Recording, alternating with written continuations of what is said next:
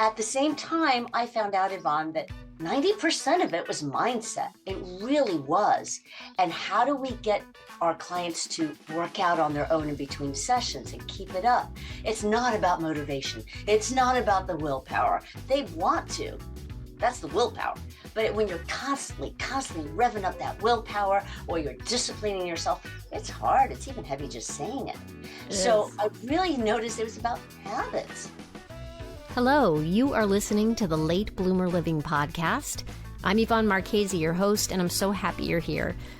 I created this podcast to give you inspiration and let you know you're not alone in feeling stuck in midlife. I also invite you to join the Age Agitators Club for women, where we come together monthly to hatch our plans for making waves as we age. Being part of this community for women will remind you on a regular basis that you're not too old, and it's never too late to do that thing you've been thinking about. You can find more information at latebloomerliving.com/community, and I hope to see you there.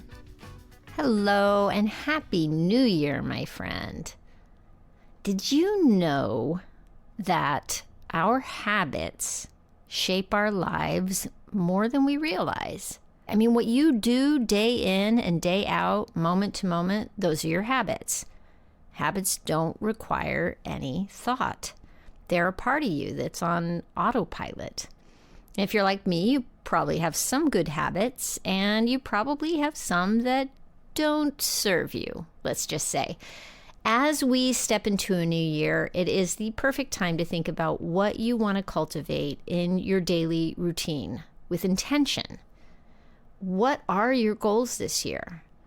And will your current habits help you get there, or do you need to set up some new habits to change things up?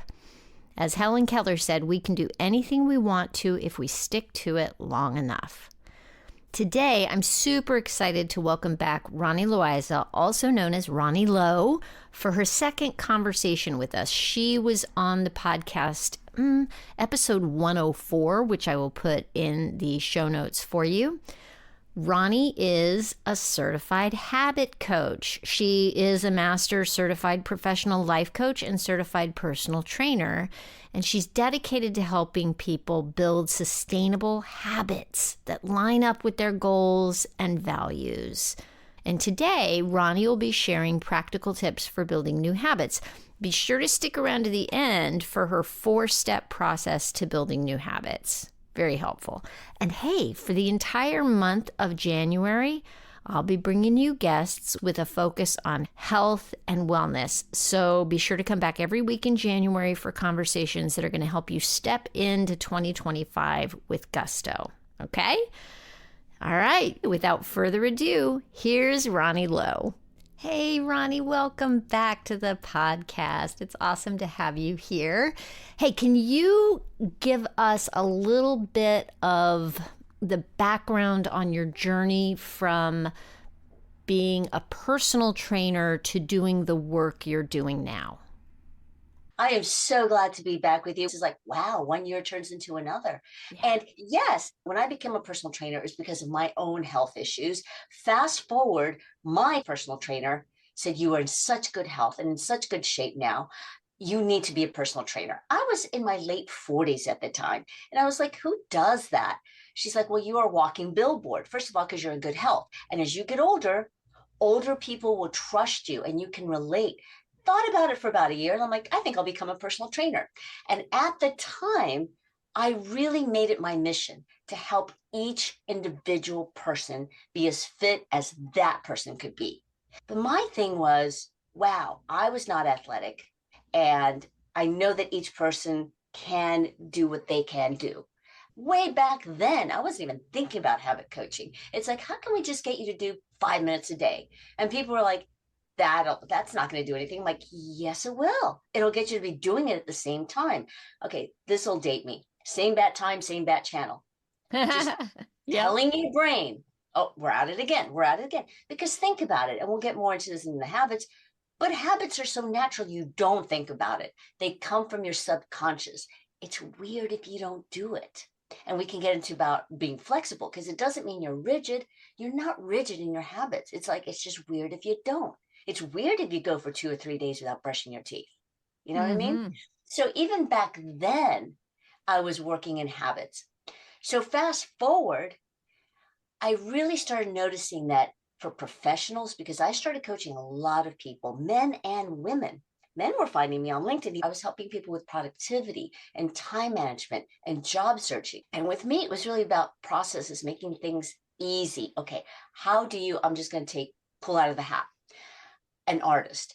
She really dreamed about bringing her art as a business.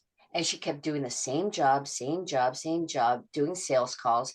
And she would do her art at night, but it wasn't her business.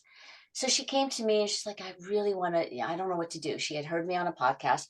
We got her started on just a simple habit of getting out of bed in the morning and opening up the curtain just for that sunshine in the eyeball. What does that have to do with her art? Well, she wasn't used to doing that. She would sleep in until she could and then start working in the afternoon for her job.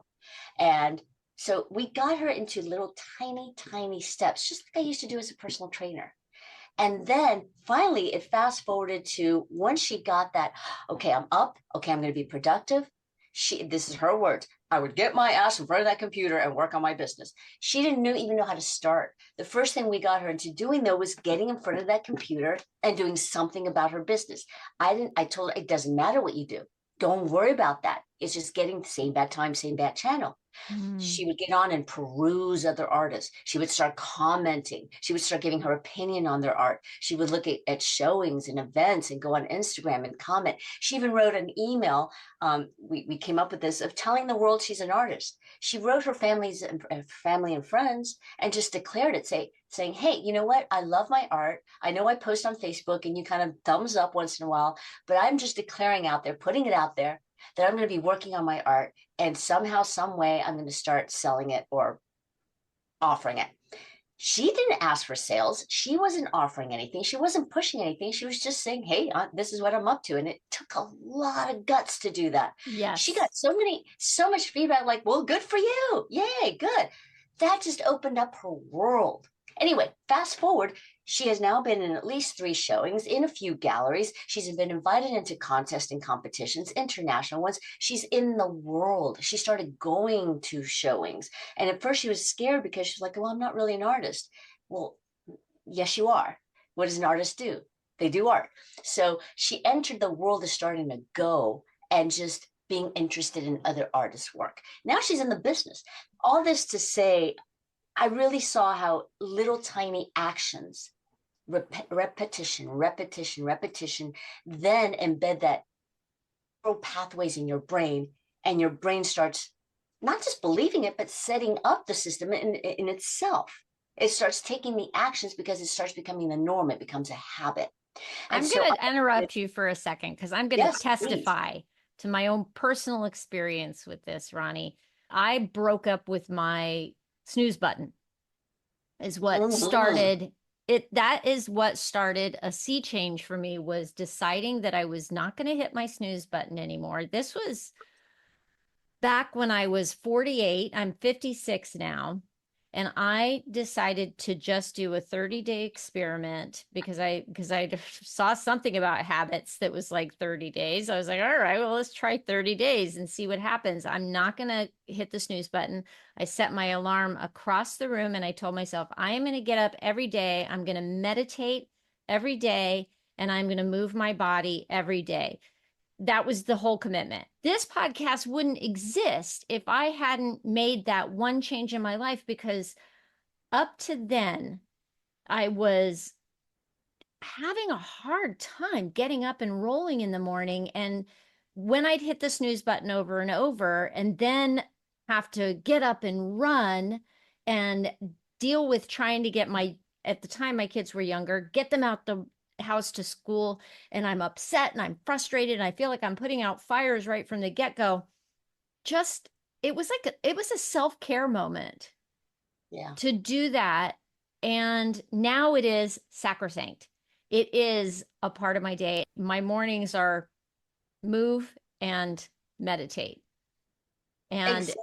Because your brain starts getting used to that. It's who you are. It's part of who you are. It's part of your identity. There is a science behind that, by the way. When you hit the snooze button, you close your eyes and your brain doesn't know any better. It thinks, oh, we're starting a new cycle. Right. And then you've messed yourself up from the beginning of the day. You're like setting yourself up for failure. I actually learned it from Mel Robbins. That's what started the whole thing for me, was reading her book, The Yeah. 5 Second Rule. And she talks about the science behind the snooze button. And that's what convinced me, was the science. I was like, oh, okay, let's see if we can change this one little habit. It's amazing. Are there other examples that you have from people you've worked with of one seemingly inconsequential habit change that has led to other stuff? Oh, I have many, but that would be an encyclopedia. But let me go back just a little bit. I decided to become a certified habit coach because I started researching habits all the time, left and right. That's how I am. I just go down rabbit holes. So I took it seriously and I decided to become a certified coach. And then I've been going up in levels.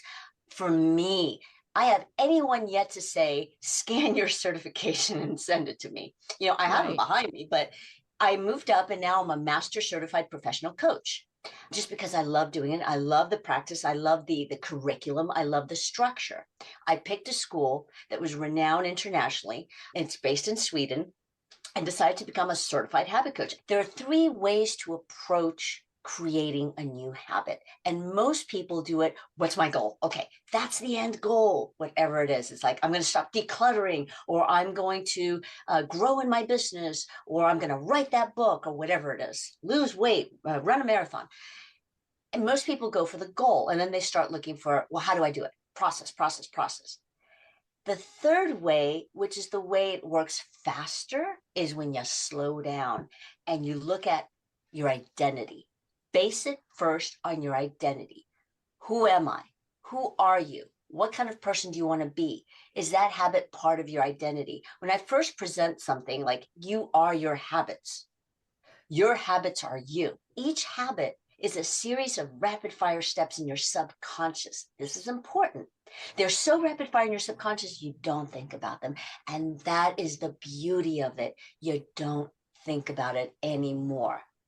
And meta studies, if you don't know, are a conglomeration of separate studies from different time periods, different parts around the world, perhaps, just different components. And they put all this together and they showed that 40 to 50% of each one of our days is a series of habits. That's half your day are just habits. Now, the beauty is the other 50 is your intentional mind, your conscious. So you have habits from your subconscious, and you have what you intend to do, your appointments, all the to-dos, all the tasks, all the chores, what you decide to do.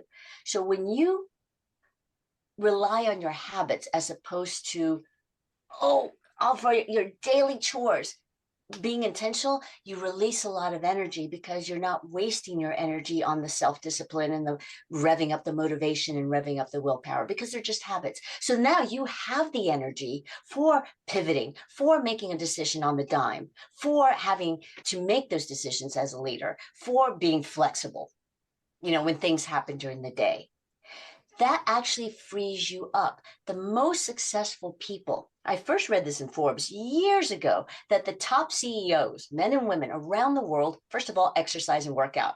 I was a personal trainer at the time, so that caught my attention. Their workouts are habits. They feel weird if they don't. So I started looking into this. The most successful people do not rely on willpower. They don't have to, because they have systems in place. Well, think about it. Like I said, habits are systems. There's a process in your subconscious. So instead of goal focused or how do I do it, like another plan, another diet, another hack, another program, instead of that, when you start with, who am I? That habit I want to create is part of my identity. That's gold. And that takes you to the tiny steps. What does a runner do? They run. Hey, we're going to take a quick break here so I can tell you about an awesome resource that I think you're going to love. Here's the thing. We are always works in progress. Do you find yourself wondering, what do I want to be when I grow up? If so, then I think you're going to want to subscribe to We're All Getting Older, which is a weekly newsletter written by Lou Blazer. that's all about continuing to grow and get better in the second half of our lives. We're All Getting Older is a sponsor for this podcast, and I'll tell you, I get so much benefit from reading Blue's newsletter every week, and I think you will too. She writes the newsletter for midlifers who believe in getting better as we get older and making the most of life's second half. So if you want to subscribe to that, it is on Substack, and you can easily find a link to subscribe at loublazer.com. That's loublaser.com. And now back to our regularly scheduled programming. Give me a solid example of something that is an identity-based way of doing it. Like what's a way of doing that? Let's say you want to write a book. It's like, just sit down and write. And it's not discipline. It's joy, taking joy. And this is my time. I don't care if you write Mary Had a Little Lamb. I don't care if you sit and play with your typewriter. Just write. Same time, same context, whether it's at your office, at your desk, you sit in the same context so your brain gets used to it. You're going to come up with something. But the thing is, you're used to like, this is my writing time. That works. It works because like, okay, this is my writing time. Eventually, you're going to end up writing something. You may throw it out tomorrow, but it'll spark something. It'll spark something. You know, I've had people come to me in their self-care rituals like, oh, well, I heard journaling is great. But Ronnie, God, I write the same thing every day. Or like the gratitude journals. I write the same thing every day. It's like, okay, what can you do? This is a true story. This lady wanted to take care of herself, and she wanted to get more creative. She thought she lost her creative mojo. And so I'm like, what are you doing? I was looking at her on camera. She kept looking down. Her eyeballs kept looking down, but I could see her kind of moving a little. She's like, oh, I'm paying full attention. And she held it up. She was doodling like she was apologetic. I'm like, well, that's an interesting doodle. She was doing like lines and intersecting lines. And I'm like, okay, keep going. I didn't mind if she doodled. I'm like, hey, what if you just doodle every day? And we picked a time. She's like, why? I'm like, I don't know, just doodle. Nothing else. No other intention. Nothing. Just doodle. Don't worry about journaling. Don't worry about doing the affirmations. Don't worry about, the meditation. None of that worked for her. She was like, I'm so anti-woo-woo because I'm not getting anything out of it. So every day she would sit down and doodle. It's like, oh, she thought of something and she wrote it down before she forgot. And she got her mojo back. She started journaling without realizing. She was writing down ideas, which she took to class. She was a choreographer. But see the thing, Yvonne, it got her creative juices. She found her access point, and that is based on her self. And I struggle with the journaling too, so I can relate to her totally. I know it's great, and when I do it, it's like, oh, that's fantastic. But I have never gotten into the habit of journaling. As hard as I've tried, Ronnie. Don't try anymore. Another client, she wanted to stop decluttering, but she wasn't what's her name, Maria Kondo kind. And neither am I. Guess what? Maria Kondo changed her mind. She wrote a second book. I don't know if you know that. I did hear a little rumbling about that, right? And the babies changed everything, right? Yeah, she's like, you know what? It's not working for me. And so she had kids and she realized this isn't going to work. I mean, it was just too rigid. It was a great idea. Yeah. And if it works, fine, but it never worked for me either. She's like, I can't do it. So my decluttering girl, I call her a girl. I call everybody a girl. I don't care if you're 82 or 12. My decluttering girl, I'm like, well, we came up with what she would do. And we could get into my whole processes, but I really have clients come up with ideas of an action, not a habit, an action that will form into a habit. And I have them come up with at least 10 ideas, and they're going to pick one. And that's the hardest thing for people to pick, just one tiny action. Like, what is that going to do? It's like same bad time, same bad channel. And so they set their intention. I'm going to do this at this time in this place. And then I always have them do if, fill in the blank, then, if, then. Because things happen. If my kids distract me, or if my kids' school call me, or if my boss needs something, or if the lights go out, whatever it is. If something happens, then I will do it then. Okay. Like, let's say you're going to work out at 8:30 in the morning, but if something happens, then I will do it at 4. So you always have a backup plan. So the app that we picked with her was 5 minutes. I'm like, are you sure? Because you could go down to 2 minutes of just decluttering. She's like, no, no, no, I want to try 5. So she picked exactly when, and this is what I called habit chaining. I know you've heard of habit stacking, James Clear. I call it habit chaining because I don't like the idea of stacking. That's just me. I'm not saying it's wrong. I don't like stacking. I think it feels heavy. So I like to link it to something you already do. So you're not adding more time. You're already doing something. Let's say you're setting your intentions while you're brushing your teeth. You already brush your teeth. You know what I mean? So, and like you said, Mel Robbins, she did the high five as soon as she would brush her teeth. It was just ingrained in her. She would look in the mirror. So she picked 5 minutes to link with her morning yoga. And she did yoga every morning with an app, and it was always like 7 minutes. So she did 5 minutes of decluttering. Sometimes it would only be one, she realized, but we celebrated every day, every day. Sometimes she decluttered more. And then she started celebrating, like sharing with me on Voxer. I just did a load of laundry. I just put away my clothes, because she's the type that would undress and it would go on the floor. But we started tiny. Whenever she would undress, she would decide right then and there what to do with it. And also the 5 minutes of decluttering. It just gets her in the mojo of just one little tiny bit, one little tiny bit. So that's another example. And another example I'll give you, and then we can go on to a little bit more of the process. This one lady, she did not want to strength train. She just had this thing of, I hate weights. I don't want to do that. I hate going to the gym. But her doctor told her, you need to boost your metabolism. Do you strength train? He brought it up. I'm like, yes. And she's like, I have to get my blood pressure down, and I'm getting older. And she thought she might be going to perimenopause. She was in her early 40s. So he said, you need to do some strength training. All she did was walk. Walking is great, as you know. But if that's all you do, your body's already used to it. And she needed to start boosting her metabolism. She really didn't want to strength train.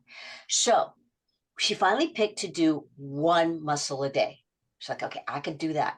She's like, but what good will that do? I'm like, it'll get you to do it at the same time, already linked to your walking. So she decided to do just biceps. I'm like, don't do anything else, just your biceps. Because when people try to do more, that's when they peter out. Yeah. It's like, okay. So I asked her to, as you're going to do your biceps or whatever it is, your glutes, your abs, whatever, tell yourself you're doing it. I'm on my way. I'm going to go do it. I don't care if you do it like, I'm going to go do it. She started laughing. She's like, I hate this. I'm like, okay, fine. You hate this and you're doing it anyway. She's like, okay, I can do that. So she would tell herself, okay, I'm going. And as she's doing it, I hate this and I'm doing it anyway. That evolved into, I don't like this and I'm doing it anyway. It started turning fun, and then she didn't hate it anymore. She even dropped the word hate naturally. I'm doing this. Notice I said, and I'm doing it anyway. This is important. She didn't say, I hate this, but I'm doing it anyway. But is negative. It's like, yeah, I hate this and I'm doing it anyway. Her brain hears it when she says it out loud. Audible is necessary. And her brain is a computer, and it hears noted. Yes, capable. And as soon as she would finish, she would go for her walk, and then she would come back and do a little green check emoji, or she would share with me, done. And even, I don't care if you have a bad attitude, say it out loud. But she didn't have a bad attitude. She would go, done. And then it started becoming more fun. Like, and one day she's like, I did a 7-minute YouTube video on a workout. I'm like, whoa, you rock star. You don't have to, it's just one muscle. She's like, yeah, but I wanted to try it. She is now strength training. She doesn't go to the gym. She strength trains at home before her walk. She walks in the middle of the day because she works at home. But the day she does have to go in hybrid in her office, she'll go for that walk. She's at the office and she'll go for that walk. But she always has to do something, even if it's body weight. So that's another example of a habit. It turned into something that she was. It's part of her identity. And she's already seeing the changes, and it's already changing her attitude. Now, this is very important, the tactile. I don't know if you've heard of this, but the more tactile you get, meaning getting in your sensory. Am I saying this wrong? Oh, your senses, sorry. Let's say you come up with an idea. This is manifesting, okay? It's not the law of attraction. It's not woo-woo, click your heels 3 times. When your senses are connected to what you're actually doing in your intention, it's whatever fires up, wires up. So let's say you have an intention. Let's say you say it out loud. your brain hears it. Let's say as you're doing it, you say it out loud. Your brain hears it. Let's say you write it down. Did it, done, whatever. That's your fingers working, or you wrote it. Let's say you imagine smelling it. Let's say you imagine how it feels to already be that writer, just for a second, like, oh yes, that's vision, and you feel it. So the more sense that you put into it, the more that your habits start creating those neural pathways, again, in your subconscious. That's really important. The more senses you can bring in, like when you're skating, you can already, if I ask you to describe skating, doesn't that physical feeling come to your memory? It's instantly like I just got like the little butterflies in my stomach. And I will say this, so there's everything you're saying makes sense to me. And I am also a believer in manifesting in the way that you're talking about it, because it is your brain just wants to be efficient, and your brain and your body, the more you can connect the feelings in your body to an experience, the more it becomes wired, and your brain starts to understand, and the body tells the brain and the brain tells the body, and they start going back and forth together. When I go skate, in the past several months, what I've decided is I wanted to practice skills like drills. And Yeah. so I do toe manuals. I go up on my toes, or I go up on my toes and my a toe and a heel. And they're little things. And I know that they're going to lead to something. And honestly, Ronnie, I don't even know what they're going to lead to. I just found these tutorials. I want to be able to roller dance. I want to be able to do, I've seen people doing these roller dances, and I'm like, that looks like so much fun. It looks so cool. I saw you practicing circles one day, and I don't know if it was Instagram or what, and I was captivated. I'm like, what is she doing? You're doing like half circles, but Yeah. I get it. I practice and I drill and I drill, and it is so much fun. And one day I'll go to do something, and like I'm looking at what the person's doing on the video, I'm trying to recreate it, and it doesn't connect. It doesn't connect. But I come back the next day and I do it, and all of a sudden, oh, that's easier today. And then the next day, it's like, oh, that's a little easier today. And so I'm videotaping myself as I go, because I want to see the progress on certain drills and stuff like that, and it's amazing, like doing something just for a little bit, walking away and coming back to it. Is that part of your process at all with Absolutely. And it depends what you're doing. It's the mind body connection. When I Mhm. strength train myself, when I go work out, people catch me with my eyes closed. I'm like, I don't do it on purpose. I close my eyes and I'm feeling my muscles and my Mm. body from the inside out. And that's Yeah. a true thing. I forgot his name. Do you remember the guy who everybody says he's Harry Potter. He just won, I think, silver medal in the Olympics in the horse. Oh, yeah, yeah, the pommel horse guy. Yeah, I don't Yeah, know and his he's name on either. Dancing with the Stars now. Such a Yeah. cute guy. Anyway, remember, I was watching the Olympics and he would close his eyes, and then they started explaining he closes his eyes not to vision the gold medal or not to envision winning. You know how people say envision it? No, he was going through the routine Mm-hmm. somatically within his body, what Mm-hmm. his fingers are doing, how his hands would feel, how his shoulders would feel, how his core would feel. He said this in an interview one time on NBC. I'm like, yes, he was going through the routine somatically. That's why he had to close his eyes. Mm-hmm. And I had read about this when I was going through school for habit coaching, how this one runner, and I forgot his name, but he was a runner, and he would close his eyes. I lied. I'm sorry. He was a football player. He You would lied close to his me, Ronnie. eyes. Sorry. And he would close his eyes and he would imagine being tackled. He would imagine the worst stuff, slipping in the mud. He would imagine getting a cramp. He would imagine all the bad things while playing football. And this runner, this is why I thought of the marathoner, heard this. He's like, why? He goes, because then my body won't be shocked. It won't be a surprise. It'll already have experienced it. Know what I mean? It Hmm. already, I know what to do. It's not like I'm taken by surprise. He would imagine the bad stuff. Hmm.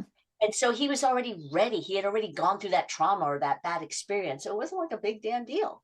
Yeah. And he would imagine also running, running, running, and making that touchdown. Notice I didn't say he imagined already winning the Super Bowl or being the champ or wearing that ring. he would imagine running and the feeling. And so this marathoner started thinking about, okay, when I'm running, then I'm going to imagine how does it feel when my knees start getting tired? How does it feel when it's like, oh my God, I just can't anymore?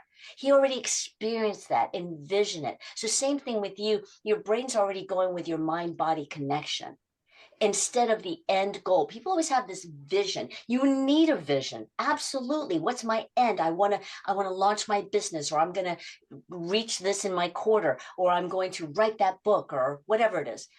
But don't just go by the vision. Then it's like, okay, then the process. But it's tiny, tiny, tiny actions. It's tiny actions that will take you there. And those actions will become habits. Habits drive your day. Remember, 40 to 50% of your day. Let them drive you. It's much, much easier.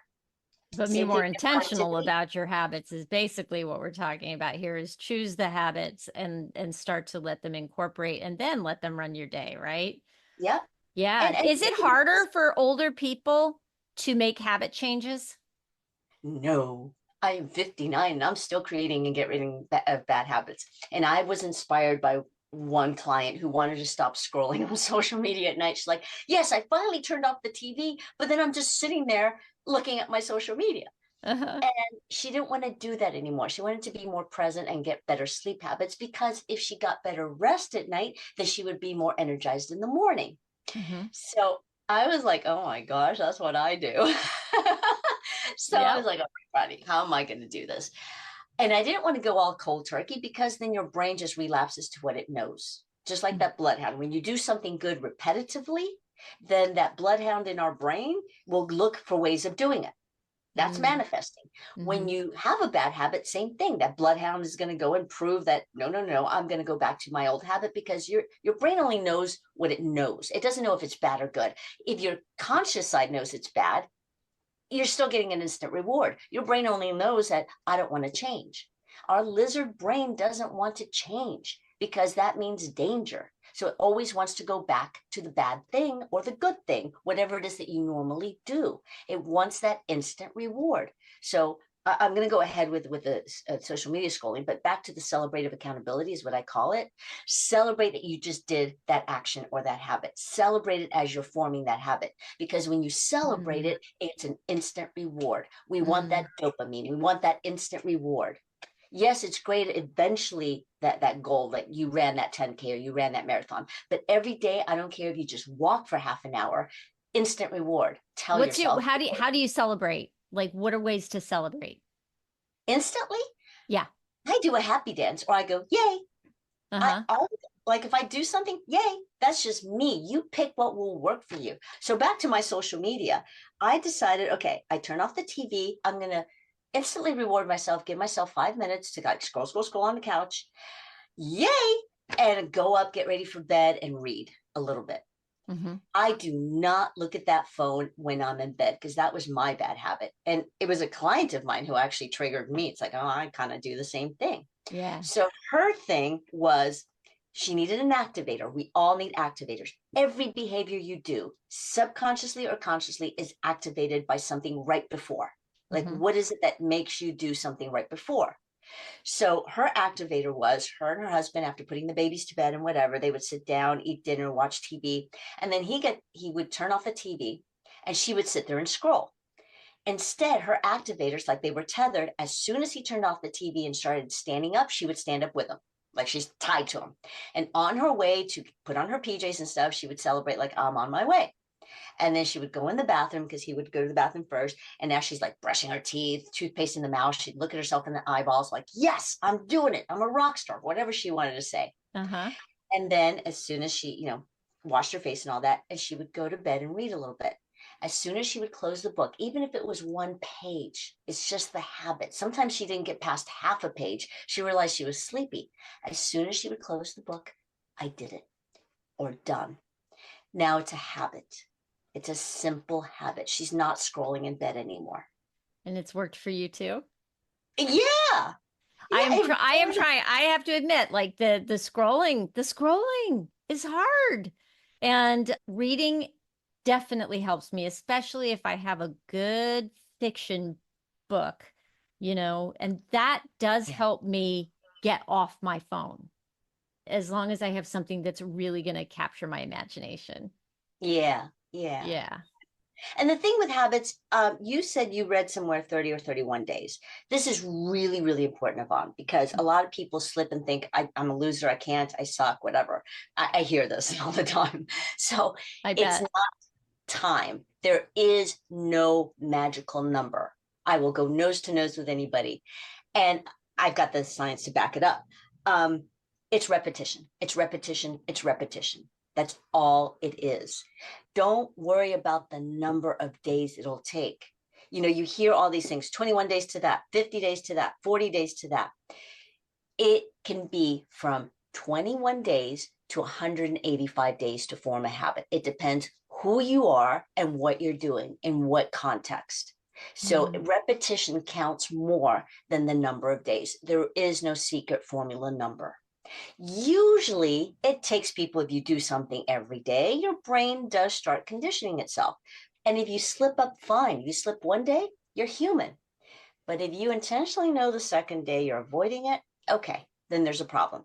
That's another thing I work with my clients. When we set up what you're going to do, I say this is an experiment. Put on your white lab coat and start Mm. tracking the data. Isn't it Because huge to look at it as an experiment? First of all, it changes everything for me when I look at something with an experimental mindset and some curiosity yes, and kindness to myself. That's huge. it's fun and it makes it lighter. It's like if Yeah. something isn't working, it's not working. So we find out why not. Because Mm. if it starts becoming a pattern that something you chose to do isn't working, then we look at, well, why? Then the life coaching comes in and we Mm. really self-reflect and we start asking questions. We're curious and Hmm. they really have to be honest with themselves. Well, why not? Is there resistance or maybe just they didn't set themselves up to succeed? So we see what's not working and what is working. We Hmm. reinforce what's working. It's like continue or now improve upon it, now add something. But if it's not working, it's not working, so we change it. Put on that white lab coat. We're data tracking and it takes time. It really does. So you led me to something, by the way. There are 4 ways to start creating a habit. The first thing you need is an activator, like I said, and it has to be salient, meaning it has to take priority and be visible. Whatever it is, it has to be visible and it has to truly, truly activate you, not just be Tell something. me what's visible. I'm not sure I totally get it. What's an activator? Let's say you hang your keys and your earbuds on that doorknob. You're constantly seeing that doorknob. You know you got to go for that walk. Or Hmm. let's say I have a client who got her, I call her cubicle mate, but she's at an office and they look around the little cubicle wall. My client just did not want to make those sales calls. She just did not. Once she's on them, she's fine, but she dreaded picking up that phone. So she decided to make one call every day at 9:30 in the morning. And her friend would look around the wall, time. So she had to do it. Even if she just left a recording, I'm like, that's just do it. The tactile thing of doing it. If they don't answer, you can breathe a sigh of relief. You did your thing, right? But she usually ended up making 2 or 3 phone calls because let's say she didn't get through to somebody, she would make a second one or a third one, but she didn't have to. I'm like, just one is fine.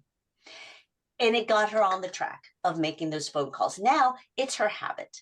And her buddy still do that. They look around, time, and then after she's done it, did it. You know, they love celebrating. You know It's just, what? And they turned it into a game, which plays yeah, into all the stuff that I'm looking at with play. The more playful I think we can make stuff, the better. I can just picture the friend like poking around the corner, looking at you. Time. and it's not like rigid, like you got to do this. Okay, Right. so activator. And I want to do something. I'm holding up a post it. If you see this on YouTube, great. If not, I'm holding up a post it. I Hmm. can still tell where your earbuds are. You're wearing something dark. I think it's black. I see that your hair is in loose waves. I see your black. I see everything around you. I see me. I see everything. That post is right in front of my nose, in front of covering up partial view of both eyeballs. Uh-huh. But it becomes part of my peripheral vision. My point is, when you put post-its everywhere, often you don't look at that post-it anymore. Mm. Or when you put that notification in your calendar, fine, you click dismiss. Oh Or yeah. the alarm goes off, you click off the alarm, you keep going down that social media rabbit hole, or you keep doing what you were doing. So you have to pick something that truly will activate you, whether that's an accountability partner or something different. Mm. Because a lot of people just set alarms and post-its, and then it just becomes part of their vision and they don't pay Mm-hmm. attention to it. So we have to come up with what will activate it. Then you have to boost your ability. What is it? Is it something, a financial habit, a productivity habit, or whatever it is, learning something, reading, writing, or a physical habit, your well-being, whatever it is? Do you have the resources? Do you have the information? Are you physically capable? Are you able to, because you've got enough sleep, enough rest, you're hydrated? Whatever it is you need, do you have the workout equipment, or can you get to that gym quickly? Make everything easier. Do you have the ability? We boost your ability. We get rid of any barriers. We also sometimes put barriers, like get rid of those ding dongs in that cupboard, whatever it is. Right. So Yep. boost your ability to do it. Do you need a mentor? Do you need a coach? Do you need whatever it is? Then the third thing is reward. I call it celebrative accountability because they're accountable to me at first until, well, you're weaned away and you hold yourself accountable.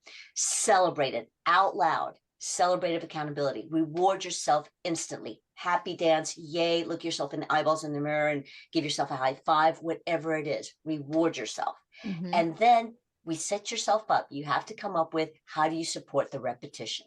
So it's same bat time, same bat channel. How do you support the repetition? And often, again, that deals with, you have to tell your peers, or you have to have that talk with your partner, or you talk with your kids. This is mom time. What you let people know, you get the moral support, and then you The also, buy-in of the people around you, huge, yes, you need huge. support. So physical support, are you hydrated? Do you have the right food? Did you get enough sleep? All of that. And then also the moral support. Let people know what it is that you want and what you need from them. And they have a right to know as well. Love it. My goodness. Sometimes it's your peers, like, please don't offer me those bagels at work, or please don't bring in I'm not going to touch the donuts. Good for you. You do you, but I really need the support in me not eating that donut. Right. Whatever it is. Yeah. Don't bring me donuts because I will eat them. I will eat them. Oh my goodness. Ronnie, thank you so much. How can people find you to find out more about working with you? And do you have like things out in the world that people can access information from you? Absolutely. First of all, it's Ronnie Lo, RONNIELO, lifecoach.com. That's my website, RonnieLoLifeCoach.com. You see me posting on LinkedIn all the time. I invite you to connect on there. I do have a habit stacking PDF, which I made years ago, and you look at it, it's still good, pertinent. It's how you, I call it habit chaining. So I can give you that freebie. Also, I'd like to give you an article that I wrote for the online publication heal.me. They interviewed me about habit. It was willpower versus habits, or habits versus willpower, the myth of the willpower. Because think about it, the power is great. There's power in your will, what it is that you want. But that's for your bigger vision. If you're constantly revving up that willpower every day for the daily to-dos, that leads to burnout. Mhm. So I have a good article that I could share with you. Great. And then just get a hold of me. It's a talk. It's just a talk. Maybe I can help you in your business, or I can help you in your personal life, in your well-being, whatever it is. And I also help people ref- with their family members. Let's say their family habits, and couples coaching. Hmm. Couples coaching is really where you are, and you're on the same page, and you realize, okay, we want to do this together. We want to create this, because both people have to be ready and want it. So yeah, get a hold of me. I'd love to chat with you. Like, well, how do habits play into this, financial habits or my business or whatever? Then we'll find out. We'll talk. It's just a great talk. I love talking with people and just connecting. That's awesome. Ronnie, thank you so much for coming back and for talking about this because it's a big deal. Oh, and I love that you made play your habitual way of thinking. Love that. Thank you. I am practicing making play a habitual way of thinking. It is a journey, I'm going to Yeah. say, and it is a constant inquiry for me at this point to see how playful I can get. Yay. Yay. Thank you so Yay. much, Yvonne. Thanks, Ronnie. Well, there you have it. What do you think? Are you ready for a change? Try it. Tweak one little thing in your daily routine and let's just see what happens. I'm going to think about it. I'm going to think about what I can do next.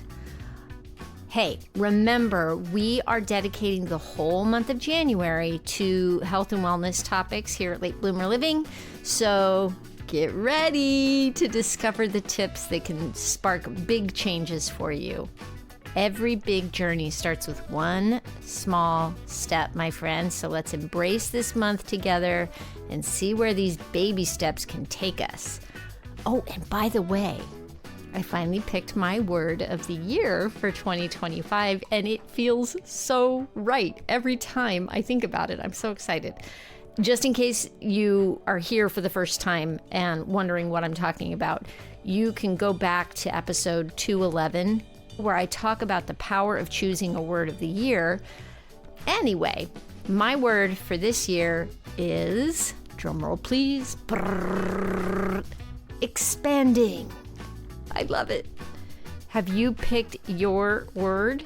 Let me know, please. I'd love to know if anybody's doing this with me. Thank you so much for listening. Happy New Year, my friend. Remember, always be bloomin' and bloom like you mean it.